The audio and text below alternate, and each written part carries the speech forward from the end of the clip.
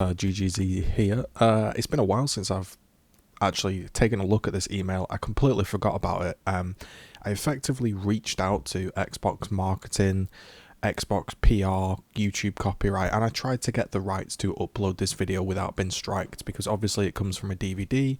I went out and bought the game, recorded the footage myself, and then sort of clipped it and wanted to make a video, but then I thought to myself, I don't want to get a copyright strike because technically it's more of a movie than a game, and I wasn't sure where the line fell. So on November the 3rd, 2019, I reached out to a couple people I knew in the video.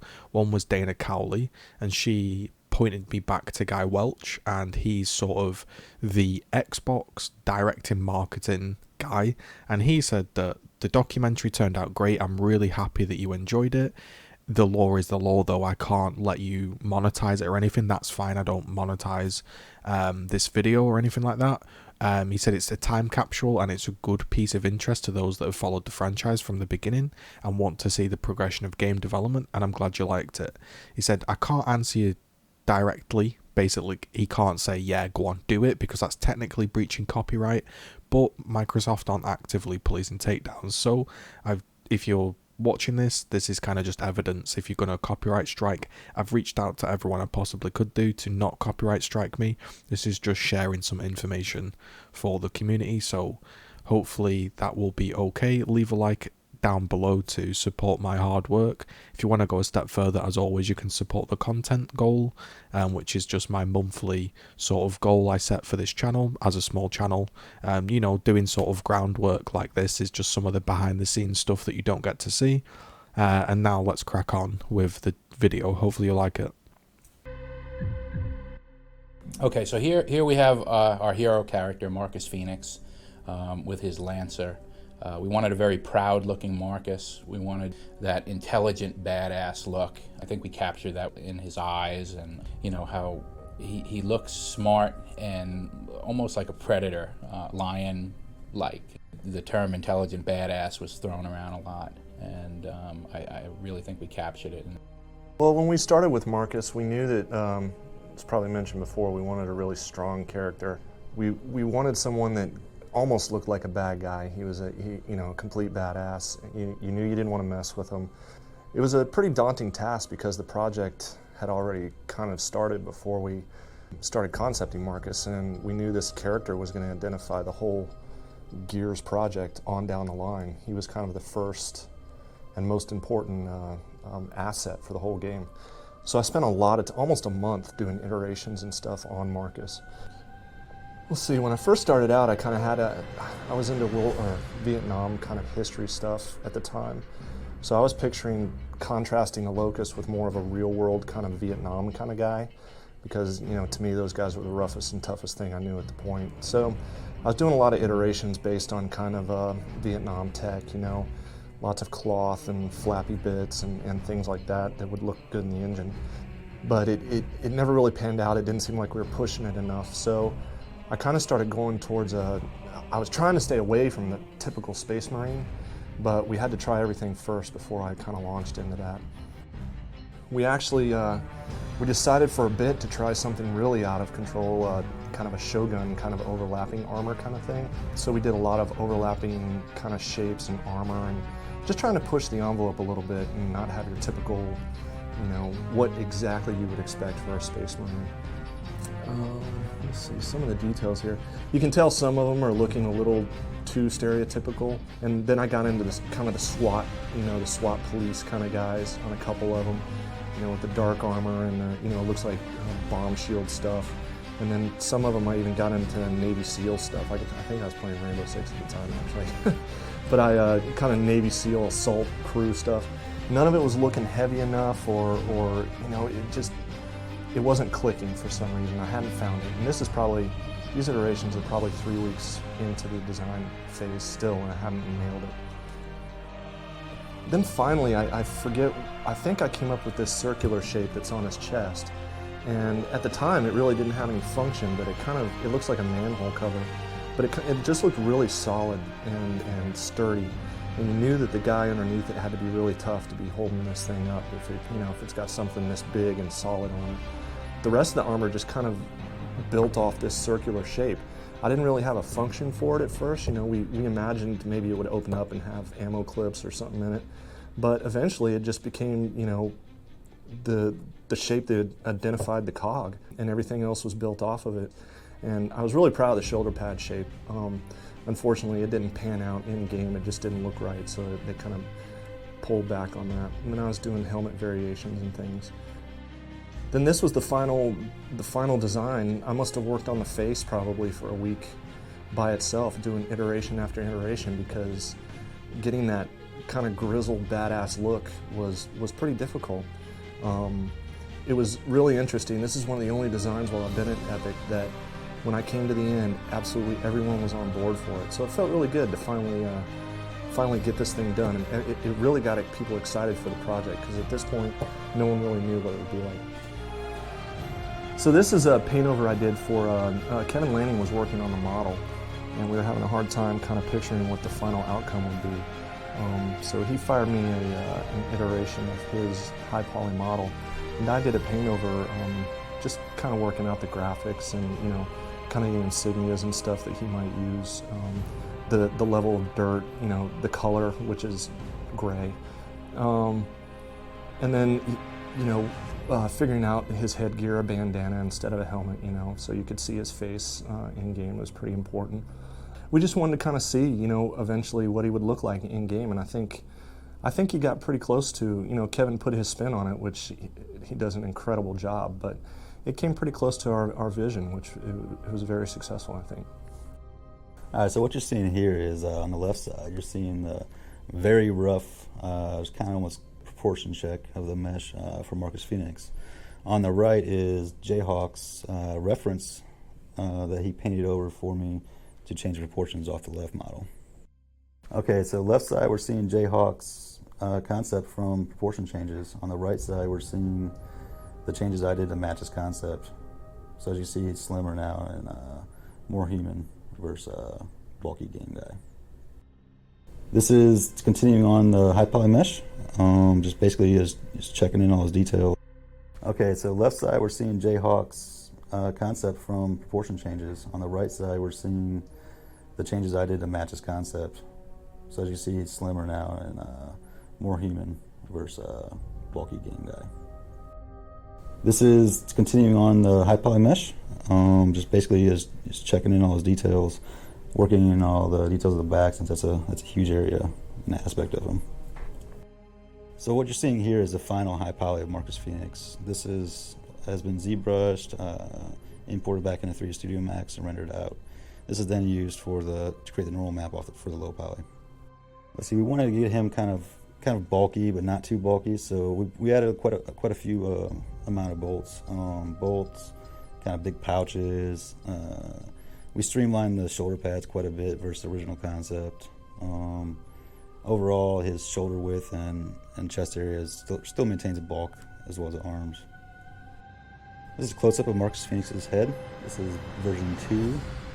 We added quite a bit of hair to him, the bandana, beefed up his face quite a bit, as well as, you know, give him a little more worn-torn face. So what you're seeing here is a low poly. This is around 15,000 faces. This is built directly on top of the high poly mesh that you saw previously. Close-up of the face, around 5,000 faces. All the loops are tried to built in for deformation. This is a really early shot of Marcus.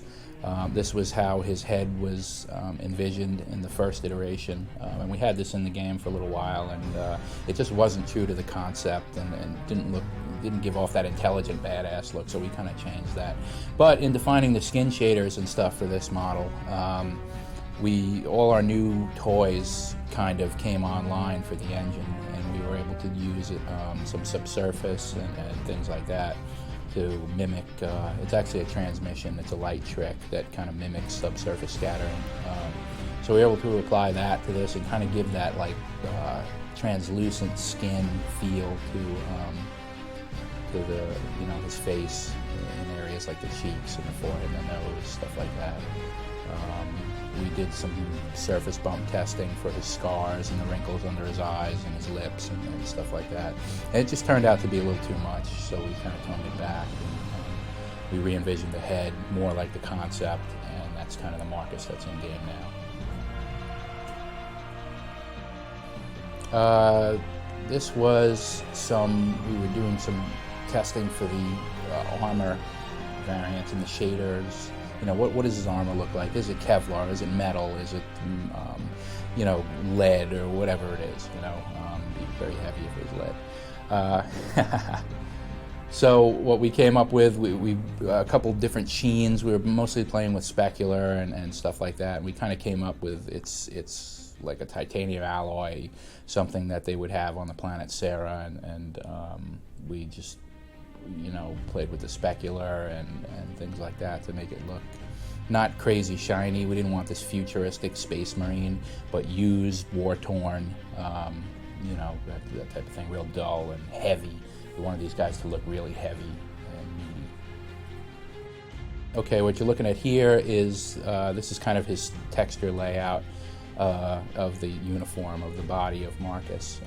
To the extreme left is a normal map. This is created through a process where we model the high poly, extremely high poly character, then we model a low poly character, and using Max's tools, we process that, and we come out with a normal map that kind of wraps the low poly and gives the illusion of a high poly character in the game. In the center is his color map, and this is kind of the coloration. This is what gives the armor the color. And so we had little bits of dark areas where there would be cloth or leather and stuff like that. Some dirt on the bottom of his boots, and you don't really need to go crazy with it because you want the normal map to shine through the color. So it takes on the lighting information and stuff. So you really bake minimal lighting into the texture and stuff like that, and you really just want flat colors. And to the right is the specular map. We played around with a bunch of different sheens and specular stuff, and this is what we came up with. There's the whiter areas are more chromy looking, aluminum, metallic. And this is just a look at the material editor. Unreal Ed has a really robust material editor, and we're able to do some pretty fantastic things with it. This is where we can call in those individual textures like the normal map and the color map and the specular map and plug them in and create a shader. And then from that we can go and we can add transmission and play with the subsurface. We can adjust the metallic properties. We can play with specular power, use masks along with that. To adjust the sheen of the specular on the skin versus the metal versus the little cracks in the metal and little worn edges and things like that. So this is where we put it all together and make the shader. Okay, this is Marcus from Gears 1. This is kind of his mean, I'm gonna kick your ass look. I think this was done for some publicity shot somewhere. I still think this is the early, this is an early head on him, but I'm not sure. He's so kind of distorted in this image. This is Marcus in Gears 2.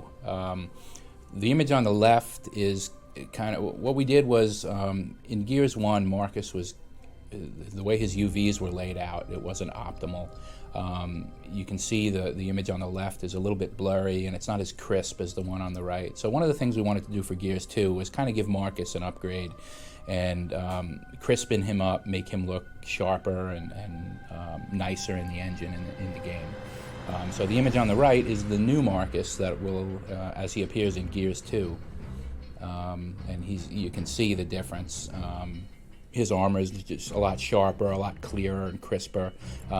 We've upgraded the poly count on him so that when you zoom in, you don't see any of the vert iterations on his shoulders or on his profile. And his hair is nicer. The bandana is a little bit cooler, the way it sits on his head in the back, and the tie and stuff like that. Real subtle, but you'll notice the changes. Here's his back version. In this version, the guy on the right is the old Marcus, and the one on the left is the new. And you can kind of see what we did to the bandana, the shoulder pads, and the overall clarity of the armor is a lot crisper now. In this slide here, the character light. This is our new character lighting for Gears 2. And what was added is kind of a bounce light you can see. So in Gears 1, what would happen is the light would be on the left and it would be behind the character. He would go extremely black. And the emissive on his shoulder pad would go black, and it would just be a black mess, really. So for Gears 2, Andrew, one of the programmers, created a system where we get some nice bounce light on the character, and you can kind of see that on his right side. He's really only got one, there's only one light in the scene, and it's kind of over his right shoulder to the rear, left facing, I guess. And normally it would just go black on his right side, but now we've got some nice bounce light coming off that pillar and stuff, and it just makes the characters look more dimensional, and they just don't go flat. This is Marcus in Gears 2. This is how he appears. We've upgraded kind of the lighting on him, his armor. He's more crisp and clean. The muzzle flashes play off him better. His lighting is better. And this is how he'll appear in Gears 2. So this is our secondary character, Dom. He's Marcus's best friend in the whole world. And what we wanted for Dom was we didn't want his character to overpower the look of Marcus or be cooler than Marcus, yet we couldn't make him so that he wasn't cool. So we had to make him, the coolness factor of Dom had to be at a certain level, right? So you wanted to play Dom, and you know, while you weren't playing Marcus, and et cetera, et cetera. So what we did with Dom was we tried to get a unique profile for Dom. So Dom's got a knife, he's got heavier armor, he's got a different stance, he's shorter than Marcus, he's a lot stockier, a lot heavier looking, yet we didn't want that to overpower the Marcus character, and I don't think he does. I think we did a pretty good job. With Dominic, Cliff had designed him. He was based loosely, I thought, after a guy I worked with. So it wasn't that much of a stretch to come up with his face and whatnot, because he really was a kind of a, he really reminded me of this guy I worked with. So as far as his character goes, it was fairly easy. The armor itself was a little more difficult because what we wanted to do is we wanted him to be reminiscent of the COG armor, of course, with the chest plate and all that stuff.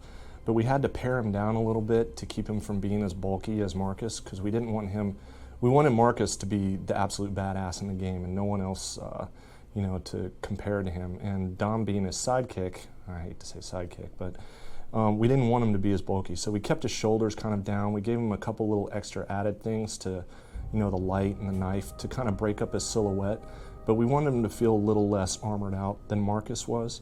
For this concept, it didn't take nearly as long as Marcus did because the style was already set, the armor pieces were already set. So this one took probably maybe a week to crank out because we were so, you know, everything was already set with the design. All right. Well, so with Dom's head, we kind of wanted to portray the, you know, the Latino look on him, as well as try to make him badass, but, you know, not without overpowering the hero, Marcus Fenix. So he's like a cool sidekick you'd want to play.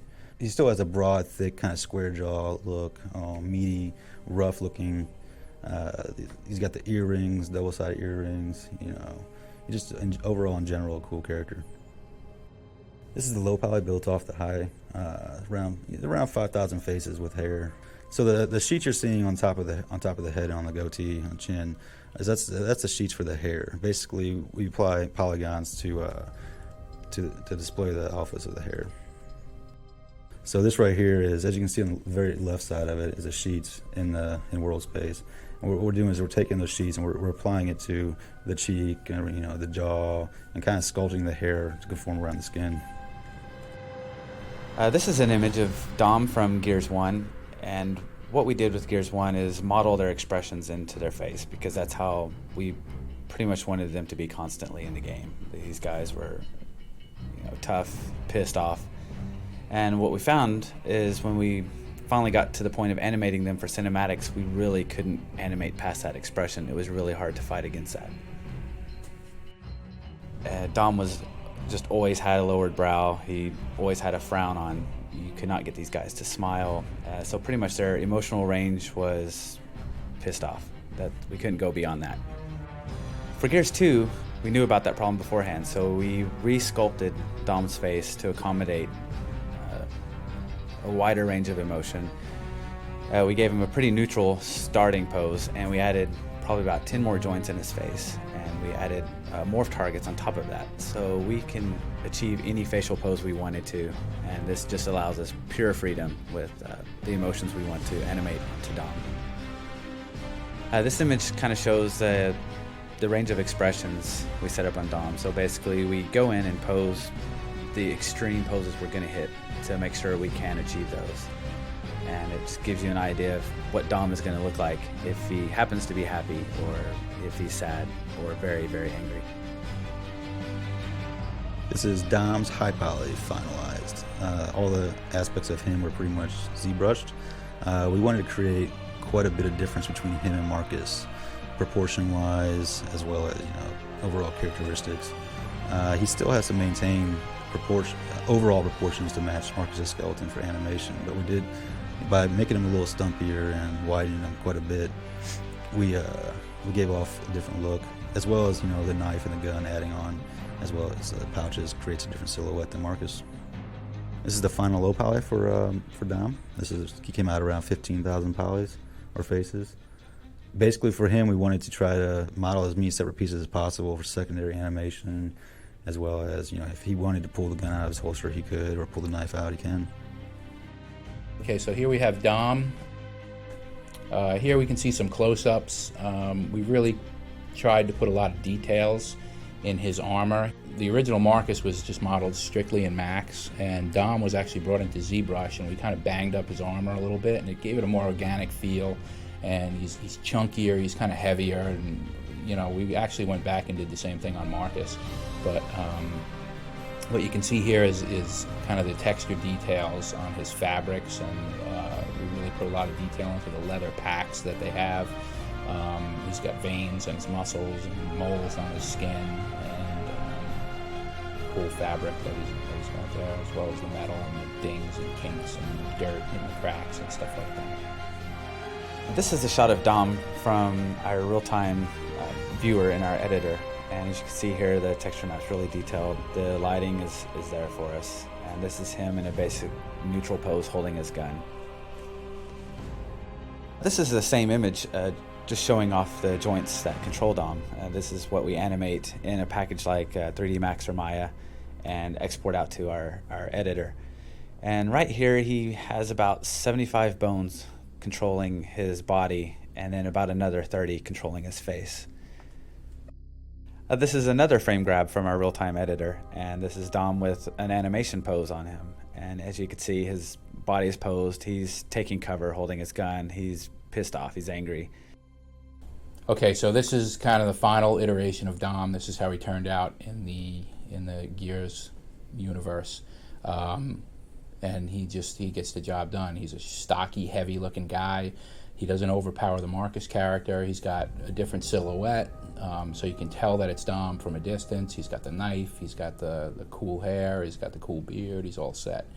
So there he is. The things we wanted to do for Gears 2 was get a lot more mileage out of some of the characters that we had. So we looked at the Boomer class Locust, decided to give him some attachments. We could basically get different creatures and characters out of some of the existing ones that we had, stretch them, get more mileage out of them, stuff like that. So one of the other things was enemy variety in Gears 1 wasn't as robust as we'd liked, right? So we wanted to create more enemies, more different variations and things like that. All right, for this Boomer helmet, we knew that we wanted the Boomer to kind of have a flail or a mace kind of thing. So I figured I'd kind of go back, do a little throwback on his helmet to kind of a Viking kind of deal, but put a Locust spin on it. Of course, everyone knows kind of that Frank Frazetta kind of horned helmet thing, so it lended itself pretty well to the Boomer, his stature and everything. I think it came out one of the better looking characters in the game, one of my favorites. So this is a flail helmet that the flail Boomer uses. Real Frazetta-esque inspired. An artist here, Mark Morgan, modeled it. We wanted to give the boomers different silhouettes. So this is the horned flail, almost medieval type boomer. And he just comes out and his little flail explodes and he's got some crazy behavior. This is kind of the first pass at the helmet. Mark had skinned this up. We've since refined it, tweaked it a little bit and stuff. This is what he's going to look like in game. This guy's kind of a medieval warrior looking guy. So he's got the horns on his helmet, he's holding the flail, he's got the shield, so he kind of comes out and he's real heavily armored and ready to kick your ass, I guess. So some of the stuff we wanted to have was some distinctive emissive on him, distinctive silhouette, some of the lighting enhancements that we did to the engine, give this whole thing a real Frazetta-esque vibe. All right, so this guy, we wanted to get a little more technical with this helmet because he is holding the chain gun. So we kind of wanted to do something, or I kind of wanted to do something that looked like he had some kind of optical sensors or something in his hat, and his, on his visor. I also wanted to break up the profile and make him really different than anything else in the game. So kind of give him this kind of top hat kind of feel, which you can definitely discern him from the other guys. So this is the Mulcher. He's the boomer with the Gatling gun. We wanted to give him a very distinct silhouette from the flail boomer, so you can see him from a distance and really identify who he is and what he does and stuff. This is another shot of him with his final shaders. He's got a little bit of emissive on his helmet. He's holding his Gatling gun there. You can see the light, kind of how the shadows. These are all in-engine shots, and just to show off the final model. This is pretty straightforward. Basically, they wanted a guy that, one of the boomers that looked like he had been, working in a slaughterhouse or something like that. It was pretty easy to do because the boomer's such a great character to start with. So we just threw a bloody apron on him and then, gave him a Locust version of a meat cleaver. And it was a lot of fun to do, and actually probably only took a day and a half or so because it was a no-brainer. This is a Butcher boomer. He's got kind of a distinct little helmet on there, and he's got an apron made of little bits of flesh and stuff from all the things he's butchered, I guess. And he's got a giant cleaver, and he'll be covered with blood, and he's got meat hooks. You'll see this guy in the caves, and he kind of butchers the rock worms and stuff, and I guess he'll have a melee attack that he can come after you with. Here he is, all with his shaders on and all bloody, all that stuff, looking crazy. All right, this is the Locust Mechanic. Again, just really straightforward. We knew that we wanted to use the same kind of assets as the Butcher, so it was basically a texture change and then throw some wrenches and stuff on them. Nothing too crazy, just wanted to change them up a bit. One of the other little outfits we gave these guys is this is the construction boomer. He's kind of a mechanic. He's got a funky looking Locust wrench. He's got some hoses. You'll see these guys throughout the hollow working on things, scaffolding, stuff like that. After the first light mast attack, they needed to rebuild some of the area. So these guys are kind of the construction workers that build all that stuff. And here's what he'll look like in the game, or what he looked like in the game. He's got kind of a leather apron, his hose. For a lot of the creatures, we wanted to come up with a not quite boss fight, but more of a mini boss. And so taking the boomers as kind of a platform for some of these experiences seemed like a natural evolution. The Mauler is a prime example of this with the shield. Since our game is so much focused on cover and flanking, we basically wanted this creature that really forced a player to flank and to think of another way to fight him. So he's got this big impenetrable shield, and you have to kind of tie him down and then have one of your buddies flank around the side and kind of take him out.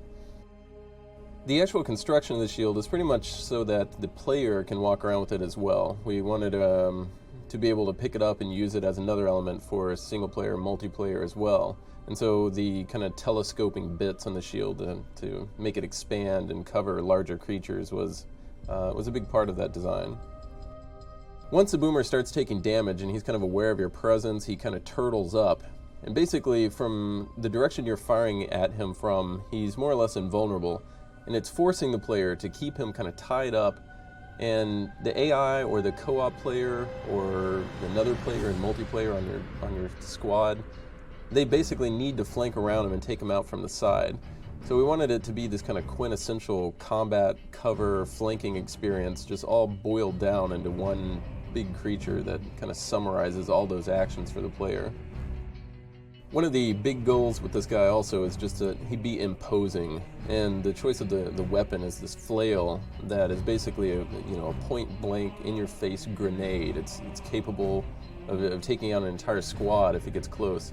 We really wanted this guy to be this force that, you can shoot him, you can lock him down for a little bit, and he's going to slow down, but you can never ignore him, or he's going to charge right up into the midst of your group, and with this giant weapon, he's just going to take all of you out. You can never underestimate him, and he's just this real source of fear.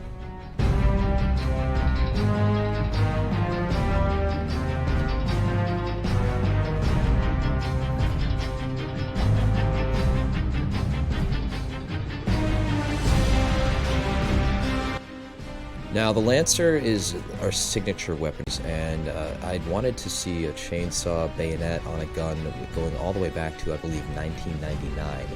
And it took years for us to have a chance to create this new IP and create this great new weapon. And when I first pitched it to the other leads, they were like, really?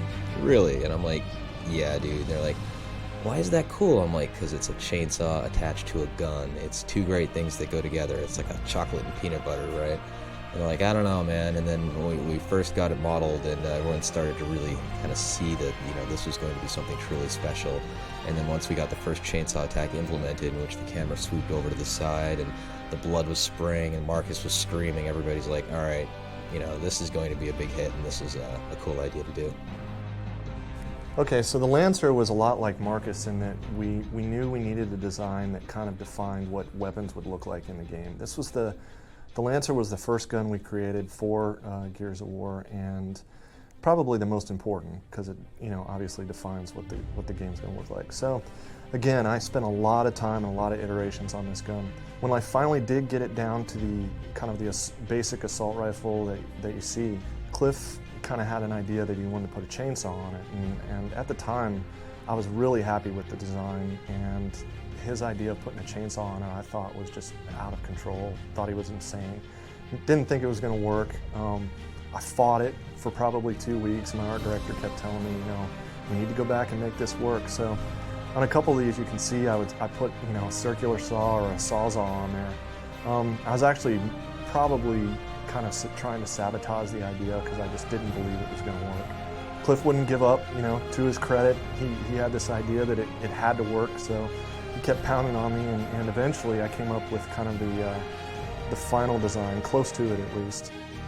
So I came up with this idea. I still wasn't buying that a chainsaw would be perfect on the end of this gun. So I came up with this idea of how it would fold and animate, and I spent a lot of time. I prototyped a lot of my concepts in 3D. So I spent a lot of time figuring out how this saw would come in and out of the handle when you're going to use it, and because I wanted the saw to go away when it was fighting.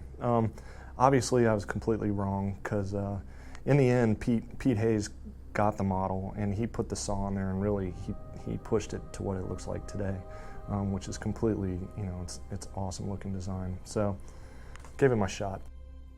So with the Lancer, when I was doing the high poly, one of the things we wanted to focus on is capturing all of the details that were in the concept, being faithful to Jay's concept, but then also making sure that we had the functionality that was needed to make it really, really cool and make it functional in-game for animation purposes and just to give a cool visual look, not only just the static image of it, but while it was animating. One of the things we did is to make the chainsaw blade come out, we had to figure out how that would at least be semi-feasible contained in the front of the gun. So we had a mechanism where the handle would flip out, you'd kind of push it forward and lock it into place, and then that would extend the blade a little bit and also get his hand out of the way, obviously, from being sawed in half. And so it was little touches like that that we tried to add to make it at least somewhat believable. I wanted to even have a feasible place to put the gas that powered the chainsaw, but obviously that doesn't quite work out. So just adding in the little touches, making sure that the animation clip had functionality. Where does the ammo go? How does the clip load in? How do those pieces move and function? And that was a big part of my job, is making sure that it worked functionally and looked great while doing it. So this shows the chainsaw blade handle extended, and whenever I'm modeling different little subtle details, I always try to suggest possible functionality. One of the things we have on the animation clip, there's a little disc, and we actually thought that it'd be cool. Just one little final bit of animation if that kind of rotated around as it was burning through the clips of ammo. Little details like that that the player may not notice initially, but adds that subtle little layer of complexity and hopefully, you know, a little bit of pizzazz to it. So for the Lancer, we needed our signature weapon, our lightsaber weapon, and what you're looking at here is kind of the early shader on this. I had done a first pass, and we wanted it to look weapon-like, so weapons are black, yada, yada, yada, but not get too stereotypical, so we put some emissive on it so you can kind of see it. It's got all little bits for when the chainsaw comes out and works and stuff like that. Really tried to get the sheen down, you know, not make it too crazy specular, and kind of like a nice dull, worn look to stuff. This is how it appears in Gears 1. You can see kind of an early Marcus holding it in this image here, facing the Locust. This image shows where we went back and redid the Lancer for Gears 2. So one of the things we wanted to focus on is make sure that we kept the iconic branding of the Lancer because it's such a well-known image. So we didn't really want to change up the high poly too much or change up the visual image of it. What I wanted to do primarily was go back to the low poly, which is actually the version that's in the game, and give that some more detail so that it captured the essence of the high poly more accurately. Before, there was a huge difference between the poly count of the high poly and the low poly. So I just wanted to get some more details in there and obviously clean everything up a bit. The other thing that we added on the new version, which is probably the only thing that visually changed, and even that change is fairly subtle, is we wanted to redesign the scope. Because when you've got the Lancer, a lot of the times you're in the over-the-shoulder targeting mode where you're zoomed in and you're looking down the barrel of that Lancer for quite a bit of the game. So we weren't too happy with the scope and just how clean that was on the top of the barrel of the weapon. So we went in and designed a new scope. Jay gave me another concept, and I basically whipped it up in high poly and transferred that to the low poly along with the additional details. So one of the things that I always do with any weapon or anything that has to interact with the character very closely, and I'm dealing with animation, I'm dealing with the other departments, how they're going to implement these weapons and how they're going to be implemented into the game. So I always test them out, and Aaron, our animation guy, gives me a static pose of this is the default pose of how they hold the gun.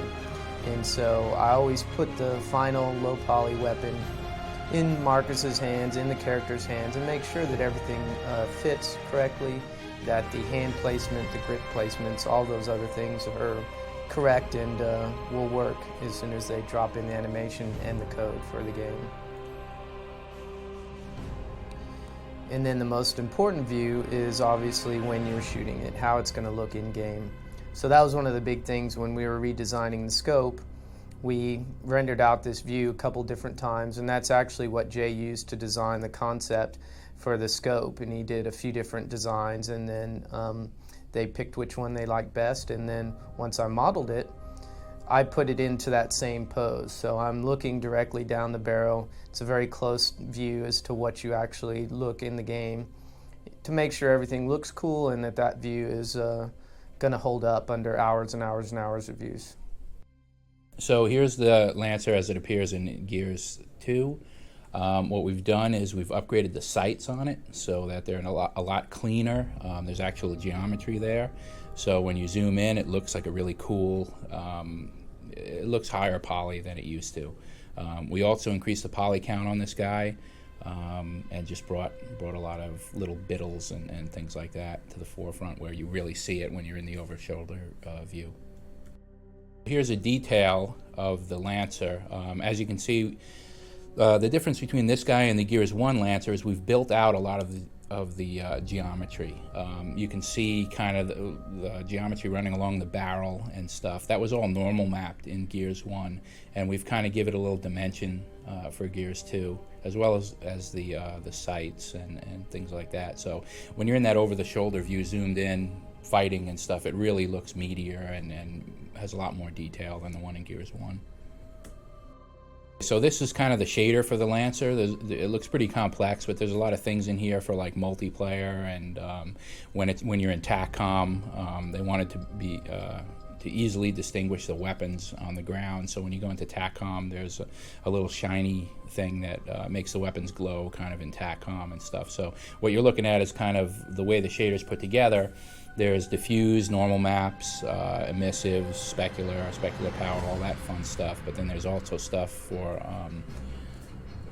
how the weapon glows in TACCOM, and how it overheats and vents, and there's a Fresnel so that there's kind of a fall off on it.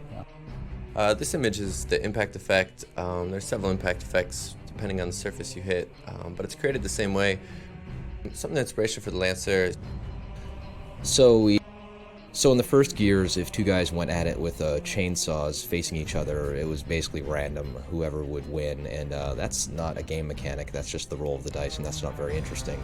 So in Gears 2, we decided to implement the idea of a chainsaw duel, in which two guys go at each other with the Lancers, and they will automatically enter into this very brief but exciting struggle for life or death. And it turned out to be we wanted a very basic game mechanic with this. A lot of the journalists would ask me, how's that going to pan out? Are you going to have to press A, B, X, Y, up, down? And it's like, guys, it's 2.5 seconds. Let's just make it a B button match. Whoever mashes the most wins, and we'll call it a day. And now whenever we play and we see these two soldiers, duking it out with the dynamic light flickering around and the sparks flying, we know that we have a truly epic moment.